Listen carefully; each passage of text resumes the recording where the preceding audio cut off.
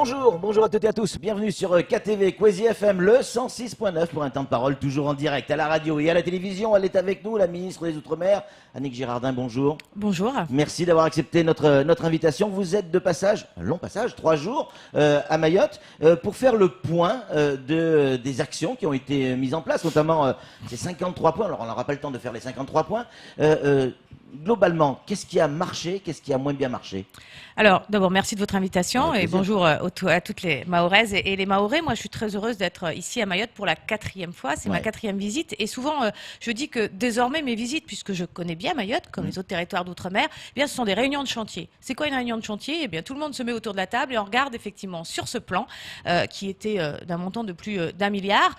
Qui reste d'ailleurs sur un montant de plus d'1 milliard, où on en est, qu'est-ce qui a marché, qu'est-ce qui n'a pas marché, ou qu'est-ce qui avance assez vite ou pas. Parce que, vous savez, je pourrais vous répondre, comme on le faisait classiquement, eh bien 100% des mesures sont engagées. Oui, 100% des mesures sont engagées. Oui, mais sauf que ça ne veut pas dire réaliser, ou ça ne veut pas dire qu'on les voit. Et donc c'est pour ça que je souhaite qu'on reste très transparent. Et il y a un site transparence qui permet à toute la population d'aller voir où on en est sur chacune de chacun de ces engagements et de chacune de ces mesures. C'est donc 153 engagements et 125 actions.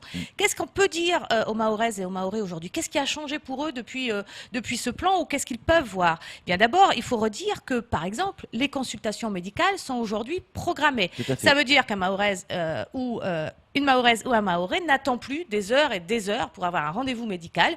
Il a un rendez-vous à telle heure et ça peut être programmé. C'est une petite avancée, mais ça change quand même un peu la vie quand on sait comment ça fonctionnait. C'est 500 personnes qui sont allées en formation professionnelle supplémentaire. C'est 500 personnes de plus prêts à être embauchées sur ce marché du travail, ou quand on rappelle que c'est 170 millions à peu près qui sont là disponibles pour des chantiers entre 2018 et 2019 qui vont être lancés dans les mois qui viennent, on voit bien qu'on va avoir besoin de main-d'œuvre. C'est sur une question importante pour la population, 9% de moins de délinquance générale. C'est important. Alors, c'est 8,8 l'année dernière, c'est 9 cette année. On y va petit à petit et on gagne du terrain. C'est ça qui est important. On a mis les moyens pour faire baisser la délinquance. Alors la délinquance crapuleuse a beaucoup baissé. Une petite inquiétude que je voudrais partager avec vous malgré tout, c'est que la délinquance intrafamiliale ou les violences intrafamiliales, elles ne baissent pas. Et on a donc là aussi une question à se poser. Et moi, sur ces sujets, notamment sur les violences faites aux femmes, sur les enfants victimes, je souhaite qu'on puisse avancer, qu'on mette aussi en place des programmes. C'est aussi une dizaine d'entreprises qu'on a sauvées après la crise, qui avaient même des difficultés avant la crise et qui continuent à être soutenues. C'est 700 postes créés dans la fonction publique, État et hospitalière. Pas tous occupés. C'est pour ça que je parle de l'attractivité du territoire. C'est-à-dire qu'il y a 700 possibilités de postes pour venir aider, soutenir, accompagner les entreprises, les collectivités, les associations, faire leur boulot dans la fonction publique tous les jours. Et ça, c'est aussi important. Parce qu'il n'y a jamais eu cet effort en masse aussi important. Mais pourquoi ils ne sont pas occupés, ces postes? Alors, ils ne sont pas occupés parce qu'il y a une problématique d'attractivité du territoire. Vous savez, quand on parle de Mayotte... si on crée des postes et qu'on ne donne pas la possibilité aux gens de venir parce que ce n'est pas attractif... Alors on donne la possibilité aux gens parce que c'est très attractif au niveau financier. Mais on peut aussi se poser la question de pourquoi les Mahoraises et les Mahorais, qui eux sont formés, qui vivent en métropole, en Europe ou dans le monde entier, ne reviennent pas aussi s'engager pour leur territoire. C'est la vraie question qu'on doit se poser tous ensemble. Comment on montre Mayotte qui a des difficultés, Mayotte qui souffre, mais Mayotte aussi qui a envie d'un élan pour avancer, qui a de l'espoir. Et vous savez, moi, si j'étais Mahoraise et Mahorais, je suis jeune, je suis diplômée et je me dis, qu'est-ce que je fais? Je fais le tour du monde, je peux bosser un peu partout aujourd'hui, c'est cette chance qu'ont nos jeunes aujourd'hui, où je vais sur mon territoire redonner un coup de main. Et je regarde quel est le projet du territoire. Et s'il y a un projet, s'il est solide, s'il donne envie, s'il y a de l'espoir, s'il n'y a pas toujours des gens pour tirer vers le bas, eh bien peut-être je viens. Et c'est ce discours positif qu'il faut absolument porter aujourd'hui. Bien sûr qu'on a connu la crise, bien sûr que tout n'est pas réglé, bien sûr qu'il faut aller plus vite dans ce que l'État accompagne, parce que je rappelle que l'État ne peut pas faire seul. L'État fait avec le département, l'État fait avec les collectivités. Et je veux ici tous les remercier de vouloir avancer. Mais l'État fait aussi avec les populations. Et ça, c'est extrêmement important. Et moi, je veux qu'on dise aussi à chaque fois que ça va bien, à chaque fois qu'il y a des gens qui s'investissent, à chaque fois que c'est positif. Vous savez, Mayotte est une île extraordinaire. Les Mahoraises et les Mahorais sont extrêmement accueillants et chaleureux. Et donc, il n'y a pas de raison que ça ne marche pas. Et donc, montrant en métropole, mais aussi au monde entier, qu'à Mayotte, ça vaut le coup de venir s'y investir. On n'y échappera pas à la question sur l'immigration. On le voit, il y a de gros efforts qui ont été faits sur la LIC. Là, ça fonctionne. C'est clair que les retours, ça fonctionne. Mais on ne maîtrise pas encore suffisamment le nombre de Kwassa qui rentrent. Et on ne sait pas, on n'a pas de jauge en fait entre ce qui sort et ce qui rentre.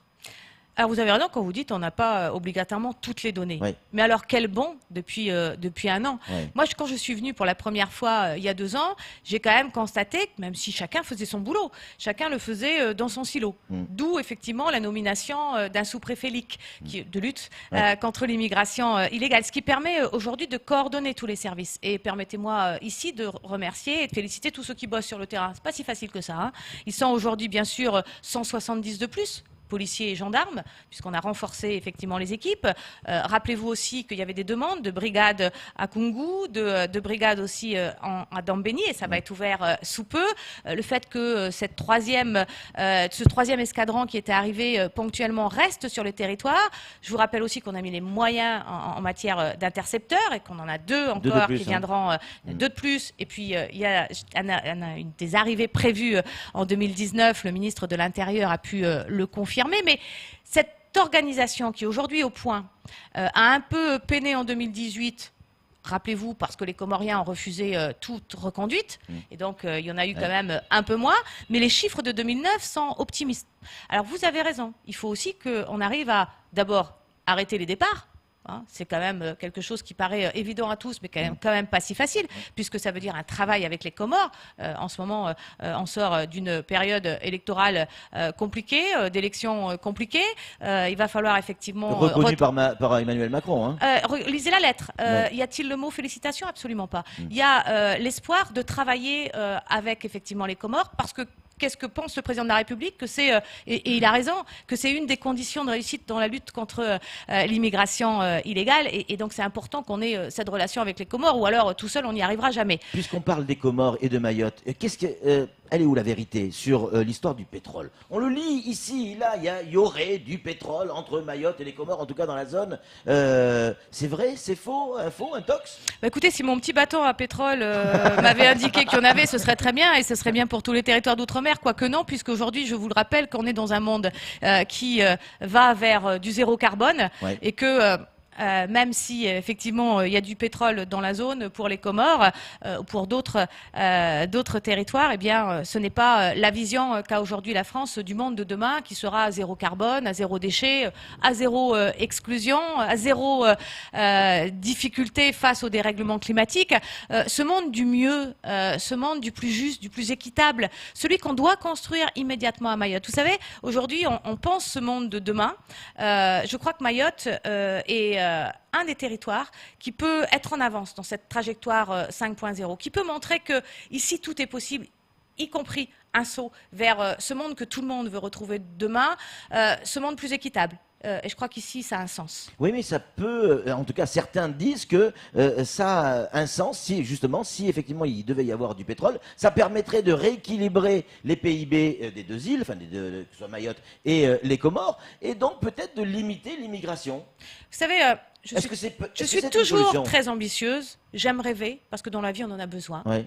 Mais évitons de penser que c'est ce qui va solutionner les choses, parce que entre le moment où éventuellement on trouve du pétrole, je viens d'un territoire où soi-disant on avait presque trouvé il y a à peu près 30 ans. Donc peut-être on va travailler autrement. Pensons à l'avenir, pensons à un territoire effectivement plus juste, plus équitable, plus respectueux de l'environnement, faisant que les citoyens de Mayotte se sentent mieux demain, se sentent plus en sécurité, se sentent mieux chez eux, viennent s'investir sur le territoire. C'est le travail que moi je veux mener. Camar, une question pour Annick Girardin. Lors du grand débat national, la préfecture de Mayotte a également ouvert ses portes pour que la population puisse s'exprimer. Elle a même déplacé, elle est partie jusqu'à la sortie Barge. Parmi ces doléances, quelle doléance a particulièrement retenu votre attention? Alors, vous savez, on va se le dire très directement, le grand débat dans les territoires d'outre-mer, c'est pas ce qui a le plus marché. Chacun, effectivement, et c'est normal, c'est le rôle des Mayotte a tiré préfets. son épingle du jeu. Quand Tout on à a fait. regardé les chiffres, Mais c'est bien, parce que je crois que ça montre que Ouais. les citoyens, au lieu de se faire manipuler dans certaines manifestations, s'expriment eux-mêmes. Et moi, je leur dis de le faire plus régulièrement. Je voudrais dire qu'il y a eu les assises des Outre-mer avant, Bien sûr. le livre bleu, on va dire...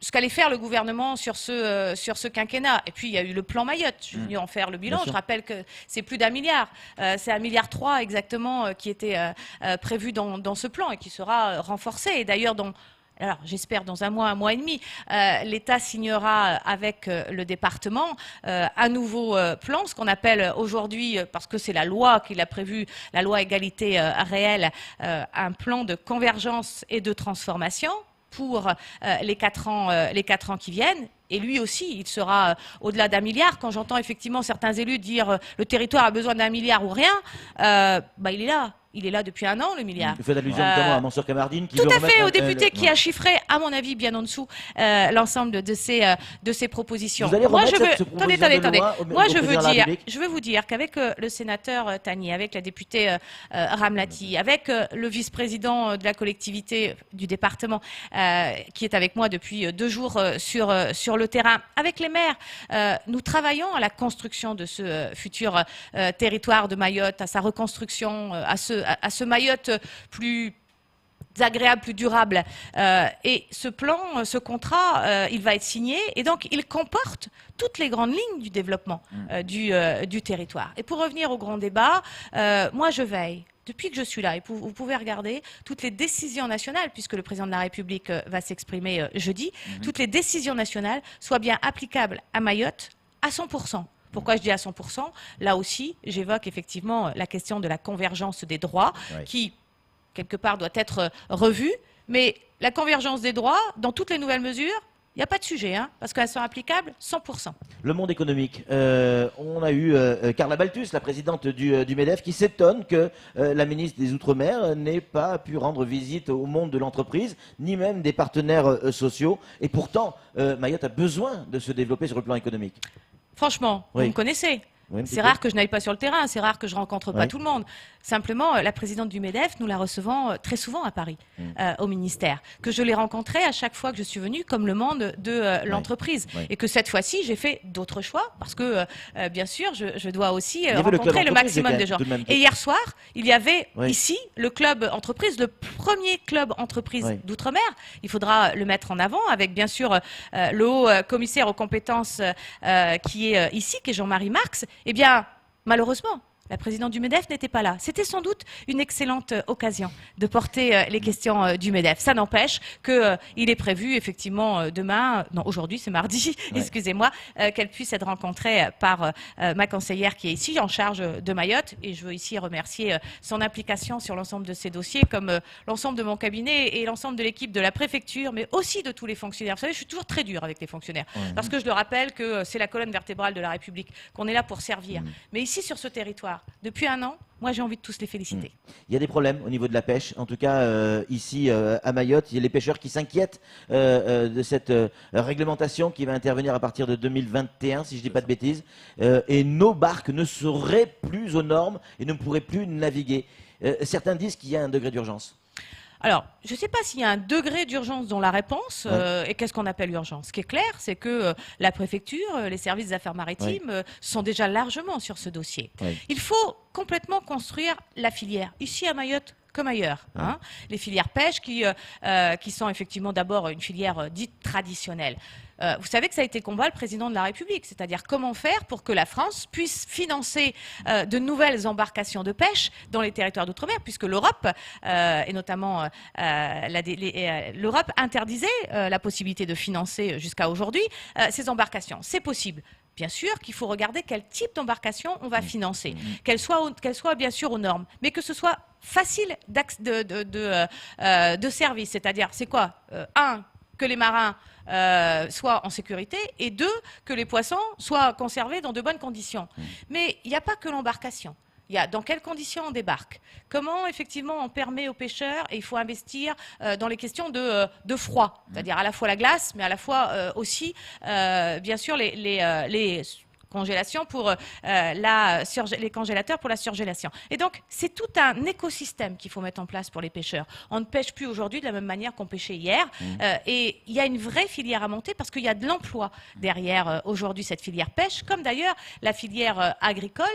Toutes ces filières locales doivent être développées. Mais on s'en occupe et on a un plan pêche que l'on déroule dans plusieurs territoires d'outre-mer, là où les filières n'ont jamais été construites. Et on le fera aussi à Mayotte. On le fera, je pense, dans les temps. On le fera avec les pêcheurs. L'arrivée du président de la République, elle est plus ou moins annoncée lui-même. Hein, il en a parlé au mois de juin. Est-ce qu'il va parler de la piste longue ? Alors, vous pouvez nous le dire, il n'y a personne qui nous écoute. C'est très bien, moi j'aime beaucoup quand on est qu'à trois comme ça. On peut se dire des choses qu'on ne peut pas dire ailleurs. Et donc, le président de la République a annoncé effectivement qu'il se déplacerait dans l'océan Indien. Il a indiqué que ce serait la période de juin, la Réunion comme à Mayotte. Qu'est-ce que le président de la République dira à Mayotte? D'abord, dire qu'il a écouté et entendu les élus, puisque le président du département est venu à l'Élysée et s'est exprimé à ce moment-là. C'est d'ailleurs une réponse qui est donnée et il a fait plusieurs propositions. Et je crois qu'il est important de dire que les infrastructures portuaires et aéroportuaires sont extrêmement importants pour un territoire, pour une île, parce que c'est ce qui permet effectivement d'abord le développement économique. On a travaillé sur le port. Vous le savez, il y a eu un certain nombre de rapports en avance sur la gouvernance, sur la DSP, avec le département. C'est souvent d'ailleurs une question de gouvernance. Et sur l'aéroport, on a fait l'urgence, c'est-à-dire comment on remet un certain nombre de choses en sécurité, comment on peut se poser la nuit, puisqu'aujourd'hui c'est possible. Il nous reste quand même à avancer. Vous le savez, il y a des questions sur la concurrence, puisque la concurrence induit le prix. Quand il y a un monopole, il y a une difficulté de prix. Ou alors on travaille avec ce monopole pour qu'il descende les prix. C'est un travail que l'on devra faire. Et puis il y a cette question de la piste longue. C'est très important pour Mayotte. Mais il n'y a pas un territoire d'outre-mer qui n'a pas effectivement ce désir d'allongement d'une piste, pensant que ça répond à toutes les questions. Moi, je ne suis pas ni pour ni contre la piste. Il y a une étude qui va nous être remise pour nous dire comment on peut l'allonger. Hein, est-ce qu'il faut demander à des habitants de Mayotte d'être déplacés pour allonger dans un sens? Est-ce qu'il faut aller sur la mer? Je sais que c'est compliqué. Est-ce qu'il y a une autre manière de le faire? Le préfet m'en a parlé. Sur la piste longue? D'abord, c'est pas à l'État de trancher. Ouais. L'État peut trancher en disant on met les moyens ou on met pas les moyens, mais l'État doit trancher avec le territoire si c'est une priorité. Le territoire s'est prononcé quand même. Tout le monde est unanime sur la piste longue. Vous savez. Moi, quasiment encore une fois, je ne voudrais pas qu'on pense que je ne suis pas pour la piste longue. Ouais. C'est vraiment pas le sujet pour moi. Mais dans les urgences que je mettrai moi, mais peu importe ce que moi je pense. Ce sont les Mahoraises et les Mahorais. Vous savez, hier, quand je rencontre des femmes sur le côté de la route, que je discute avec elles ne me parlent pas de piste longue. Hein. Elles me parlent de droits sociaux, elles me parlent de leur minima social, qui fait qu'ici, quand on est à la retraite, quand on a effectivement le minimum social, eh bien, c'est 50% de la métropole. Ça les intéresse. Et pareil pour une personne handicapée qui aujourd'hui touche que 50% de l'AH ici à Mayotte, alors que c'est beaucoup moins qu'en métropole. Ça, c'est des combats qui m'intéressent et qui sont pour moi beaucoup plus urgents puisque c'est prévu à échéance 2036, ce qui est pour moi inacceptable. Et je sais que les élus de ce territoire le pensent également et nous allons y travailler pour donner un échéancier à Mayotte sur cette question de la convergence des droits. Alors, il ne faut rien opposer. Il faut rien opposer. On ne va pas opposer la convergence des droits à la piste longue. Mais chacun a ses urgences. Et moi, j'attends effectivement qu'on définisse les différentes urgences. Mais en attendant, je voudrais dire à chacun que ce plan d'1,3 milliard, il faut qu'on le mette davantage en route. Il faut qu'on aide davantage les collectivités. C'est ce qu'on va faire avec une ingénierie qui va arriver sur le territoire, ou du moins des postes qui seront ouverts sur le territoire. Je souhaite qu'il y ait des Mahoraises et des Mahorais qui postulent pour aider les collectivités à construire les écoles, pour aller plus vite dans la construction de l'hôpital, pour aller plus vite dans la construction de logements, puisqu'il y a des objectifs qui sont là. Et c'est important qu'on puisse effectivement réaliser ces travaux. Et ça fera de l'emploi. Hein. Les travaux, c'est du BTP. Du BTP, c'est de l'emploi. Une micro-question de Camar. Et après, je vais conclure. L'omniprésence de nos forces de sécurité rassure la population. C'est vrai qu'il y a toujours cette psychose des coupeurs de route. Et Oui, ça revient, avant votre arrivée, on avait demandé, en tout cas aux téléspectateurs, aux auditeurs, de poser leurs questions. La question qui est revenue souvent, pourquoi aujourd'hui la gendarmerie ne travaille pas le soir? Pourquoi il n'y a pas la police de proximité? Parce qu'on a toujours cette psychose des coupeurs de route. Alors, il y a effectivement cette idée de coupeur de route, et moi, je peux effectivement comprendre qu'on ait cette peur. Hier, je rencontrais un certain nombre de personnes pour discuter de l'avenir de Mayotte hier soir, et certains disaient qu'ils avaient hésité à venir, parce qu'il est plus de 19 h, parce que c'est nuit, parce qu'il faut rentrer après la rencontre, et que c'est pas facile, et que ce stress permanent d'une violence possible, parce qu'elle est là, elle n'est pas loin, elle existe. Moi, je la comprends. Mais je voudrais dire aussi qu'on y a mis tous les moyens possibles, qu'on est le plus possible présent sur le territoire, que la cohérence de l'intervention à terre, en mer, est au rendez-vous, que l'organisation a été modifiée, que la baisse de la délinquance est malgré tout effective, même s'il y a encore trop de violence et de délinquance sur le territoire. Annick Girardin, vous savez que vous êtes en train de battre des records de longévité en tant que ministre des Outre-mer. J'ai fêté d'abord 5 ans de gouvernement il y a quelques jours. Bon, alors c'est particulier parce que c'est deux gouvernements. Comment ça se fait Ne prenez pas mal ma question, mais ça veut dire quoi que Emmanuel Macron vous fait confiance à 100% sur votre politique sur l'Outre-mer? Je crois qu'Emmanuel Macron, et souvent le gouvernement est méconnu, a construit une équipe passionnée. Ouais. Une équipe qui est venue pour construire d'horizons différents, parce que construire pas les la mêmes France, idées politiques. Hein. Tout à fait, construire la France de demain. Je crois qu'on a chacun été choisi pour ce qu'on savait faire. Moi, quand le président de la République m'a proposé ce défi, j'ai dit comment je voyais les choses, et on était d'accord sur la manière de fonctionner. Et jusqu'à aujourd'hui, j'ai pas été épargnée ni par les crises sociales ni par les crises climatiques. Il y a quand même eu quelques difficultés, mais en même temps, parce que ce ministère des Outre-mer, il est souvent le ministère des crises. Sauf que mon rôle, c'est aussi de préparer l'avenir. Et donc, c'est ça les Assises des Outre-mer, c'est ça le livre bleu, c'est ça la manière de travailler différemment, c'est-à-dire le mode projet, la co-construction. Vous savez, une grande partie des élus sont reçus au ministère, tous ceux qui veulent, hein, quand je dis une grande partie, parce qu'il y en a qui boudent, bon, alors ils boudent. Une grande partie des élus qui veulent travailler avec moi viennent au ministère. On arrive à avancer dans tous les territoires d'outre-mer. Et c'est ça l'important, avec une transformation, avec la préparation d'une vision ambitieuse de l'avenir dans les territoires d'outre-mer. La trajectoire 5.0, mais aussi de dire chaque territoire d'outre-mer est une richesse pour la France. Et quand on dit ça, c'est pas le fameux slogan qu'on nous colle depuis des années, parce que moi aussi je suis une élue de l'outre-mer, mais c'est de se dire vraiment on investit dans les bassins maritimes. Aujourd'hui, les jeunes de Mayotte peuvent se former dans leur bassin maritime en étant pris en charge par l'ADOM notamment, parce que c'est possible. Et on va faire en sorte que ce soit encore possible davantage, même si ici il y a beaucoup encore à faire. À partir de Mayotte, à partir de la Réunion, on peut tracer l'axe Indo-Pacifique que le président de la République souhaite se voir ensemble. Alors, quand on dit ça et que le quotidien est aussi difficile, certains vont dire que je suis hors sol. Non, je prépare le monde de demain pour les territoires d'outre-mer parce que c'est mon boulot. Annick Girardin, merci beaucoup d'avoir répondu à nos questions. Merci à vous. C'est tout pour ce temps de parole. Tout de suite, la suite de nos programmes.